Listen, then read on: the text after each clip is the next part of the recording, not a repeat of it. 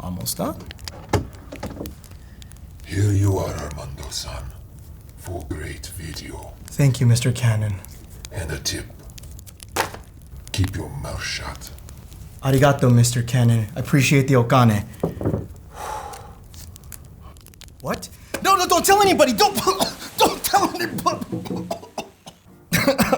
Okay, guys, all jokes aside, people are accusing me of being paid by Canon and sponsoring these type of videos, which I think is actually funny because you wanna know who the sponsor of this video is? It's actually Storyblocks. And if you guys like that really cool intro that we did at the beginning of the video, make sure to stick around later into the video because we're gonna be showing you a breakdown on how we use Storyblocks assets to accomplish that effect. You guys really liked that last video and I read most of those comments and I wanted to do a follow-up, so consider this maybe like a part 2. If you guys did not watch that, I'll leave a link down below. Let's talk about the biggest problem that has been plaguing Canon for the last couple of years, and that's the fact that whenever you record in these higher resolutions like 4K, they crop their sensors, or in certain cameras, they disable features like dual pixel autofocus. High frame rates are not even an option, or they're very low quality, and that's the reason why a lot of people have been switching over to cameras like Sony, Panasonic, but Canon has been taking that feedback and they're listening, they're paying attention, and this is their way of saying, you know what?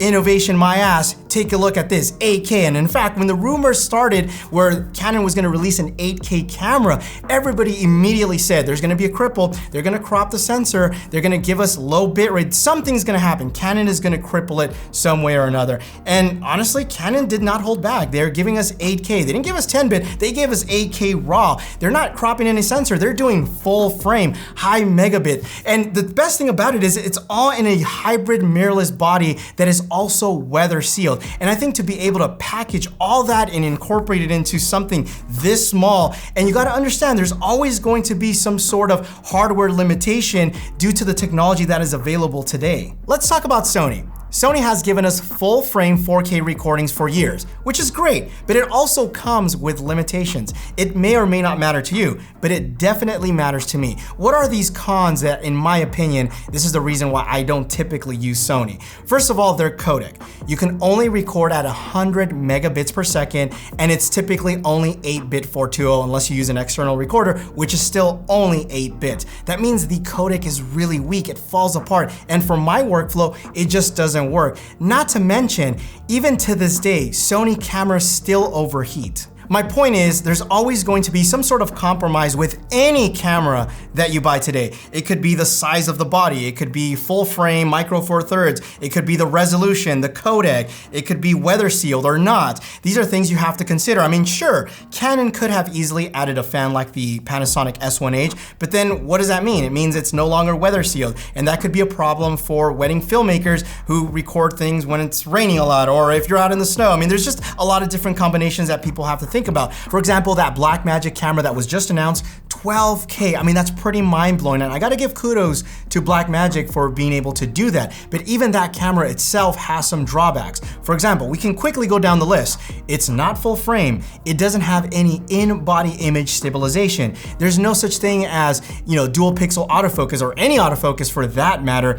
You're not gonna have any type of weather sealing. And even because you can record in 12K resolution, the dynamic range will also suffer a bit. Personally, for me, I think Canon has a great lineup of cameras. If the R5 doesn't quite work for you, if you think the overheating is gonna be an issue, the R6 is a fantastic camera and it's priced really well. If you need a little bit more resolution, you can go with the 1DX Mark III, which you can record in 5.5K RAW. They also have their cinema line, the C200, the C300 Mark II, the C300 Mark III, which is brand new. Of course, you can go with the big boy, the C500. They have a phenomenal line of cameras, and to be honest, there's no such thing as the perfect camera. Sorry, camera conspiracies. Now, for me, the R5 is like a Swiss Army knife. It has everything you need, and even things you may not use as often, but you do appreciate that you have them when you really need them. Like, for example, the other day I was watching a video from Becky and Chris where they had a once-in-a-lifetime opportunity to fly over Niagara Falls. Like, this never will happen again. And I feel like if they had the opportunity to record this in 8K,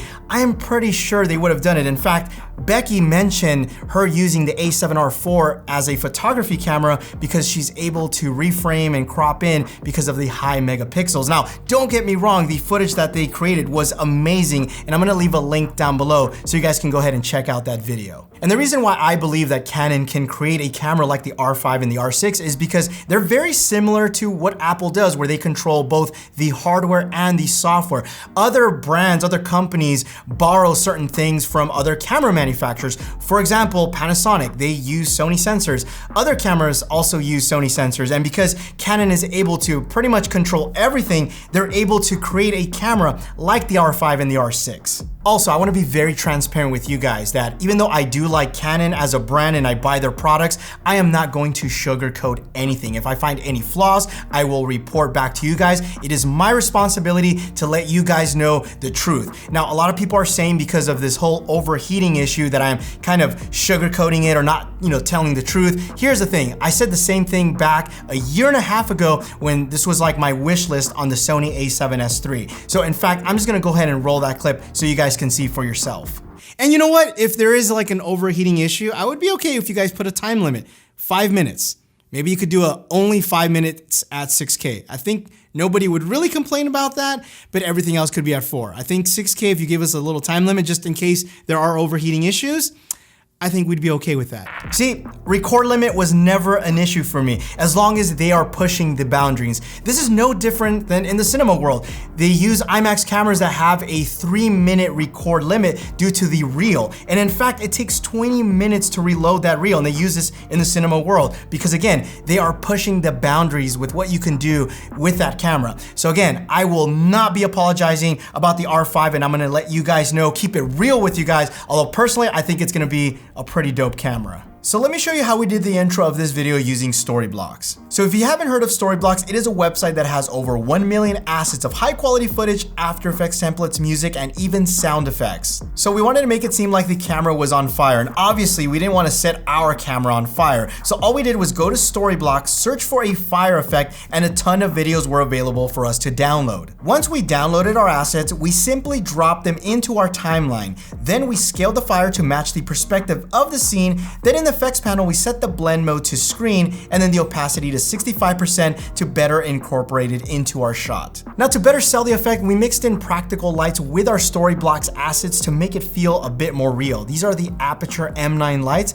They also have this really neat fire effect, but the cool thing about this is that it also is magnetic. So I literally just put this on my light stand right here to cast that kind of warm light, and then I also hid one behind the EOS R. So I turn this on, you can't really see it, and that way it emulates the fire that is coming from the camera. Now, because we're mixing practical lighting with the footage that we downloaded from Storyblocks, we're able to create this really cool effect that makes it feel like I'm extinguishing the fire. So let me show you.